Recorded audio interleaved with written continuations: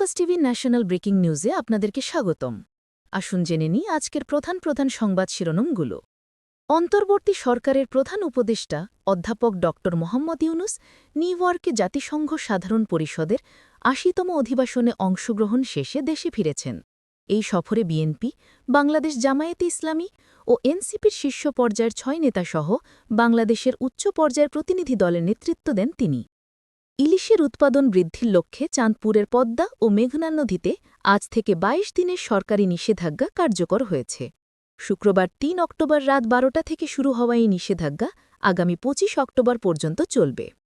ওশেনিয়ার দ্বীপরাষ্ট্র পালাউয়ের রাষ্ট্রপতি সুরাঙ্গেল S whips জুনিয়রের কাছে পরিচয়পত্র পেশ করেছেন দেশটিতে নিযুক্ত বাংলাদেশের অনাবাসিক রাষ্ট্রদূত মোহাম্মদ সারোয়ার মাহমুদ। বাংলাদেশের উপকূলীয় এলাকায় বর্তমানে ঝোড়ো হাওয়ার কোনো সম্ভাবনা নেই, তাই দেশের ৪টি সমুদ্র বন্দর থেকে সতর্ক সংকেত নামানোর নির্দেশ দিয়েছে আবহাওয়া অধিদপ্তর। ভারী বৃষ্টিপাত নিয়ে ৪৮ ঘণ্টার সতর্কতা দিয়েছে বাংলাদেশ আবহাওয়া অধিদপ্তর। এই সময়ের মধ্যে দেশের ৩ বিভাগের কোথাও কোথাও অতি ভারী বৃষ্টিপাতের পূর্বাভাস দিয়েছে সংস্থাটি। রোববার ৫ অক্টোবর থেকে বাংলাদেশ সচিবালয়ে একবার ব্যবহার্য প্লাস্টিক বা সিঙ্গেল ইউজ প্লাস্টিক সম্পূর্ণভাবে নিষিদ্ধ করা হচ্ছে। পরিবেশ ও জনস্বাস্থ্যের জন্য মারাত্মক হুমকি হিসেবে চিহ্নিত এসব পণ্য বন্ধে সচিবালয়কে অনুসরণীয় উদাহরণ হিসেবে গড়ে তুলতে এই পদক্ষেপ নেওয়া হয়েছে। রাজধানীর কেন্দ্রীয় শহীদ মিনারে ভাষা সংগ্রামী কবি, প্রাবন্ধিক ও রবীন্দ্র বিশেষজ্ঞ আহমেদ রফিকের মরদেহে শেষ শ্রদ্ধা জানিয়েছেন সর্বস্তরের মানুষ। শ্রদ্ধা নিবেদন শেষে তার মরদেহটি ইব্রাহিম মেডিকেল কলেজে হস্তান্তর করা হয়েছে। গাজা অভিমুখে থাকা কনসান্স নৌযানটির সামনে থাকা বহরের অন্য ৮টি নৌযানকে ছুঁয়ে ফেলেছে। কনসান্স নৌযানের গতি বেশি হওয়ায় এমনটা সম্ভব হয়েছে।